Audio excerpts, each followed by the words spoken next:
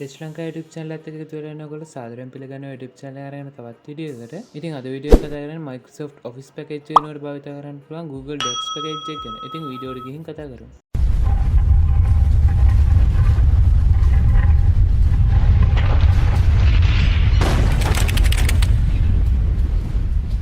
ඉතින් ඇත්තටම Google Docs කියන Microsoft Office package එකේ වගේම ඉන්ටර්ෆේස් එකක් තියෙන tool එකක්. ඉතින් මේකේ තියෙන විශේෂත්වය තමයි අපි මේක සල්ලි ගන්න ඕනේ නැහැ Google Docs එකට. අපි සාමාන්‍ය Microsoft Office එක crack කරන්න නැතුව ඔරිජිනල් පාවිච්චි කරනවා නම් අපි trial එකෙන් පස්සේ සල්ලි ගෙවලා තමයි පාවිච්චි කරන්න වෙන්නේ. මේ Google Docs එකට ඒක කරන්න ඕනේ නැහැ. ඒ වගේම තවත් විශේෂත්වයක් තියෙනවා Microsoft Office පාවිච්චි කරලා හුරු කෙනෙකුට උනත් ලේසියෙන්ම Google Docs වලට switch වෙන්න පුළුවන්. ඉතින් මම මුලින්ම මේකේ Google Chrome එකට ගිහිල්ලා අලුත් ටැබ් එකක් ඕපන් කරගන්න. ඒක මම Google Docs කියලා ටයිප් කරගන්න. ඊට පස්සේ අපිට මේ docs.google.com කියන සයිට් එකට යන්න පුළුවන්.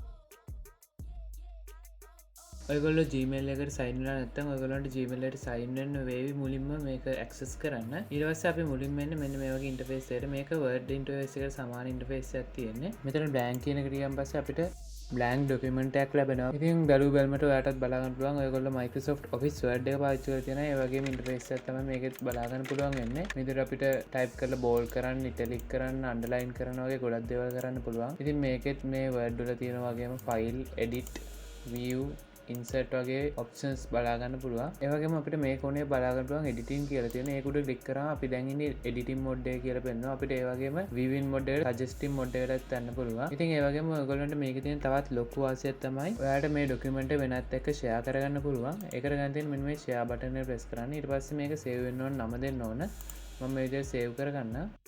ඊට පස්සේ දැන් මේ document එක access කරන්න පුළුවන් Gmail ටික මෙතන පෙන්නනවා. ඊට පස්සේ අපිට මෙතනින් copy link වලින් මේ link එක වෙන කෙනෙක්ට යවලා අපිට පුළුවන් එයාට මේක view කරන්න හදන්න. එහෙම නැත්නම් අපිට පුළුවන් මෙතන restriction එක change කරන්න. ඒ කියන්නේ මෙතනින් අපිට පුළුවන් මේ link එකේ යන කෙනා viewer කෙනෙක් නැතුව editor කෙනෙක් විදියට පත් කරන්න. ඉතින් මේ විදිහට තමයි මේ link එක share කරගන්නේ.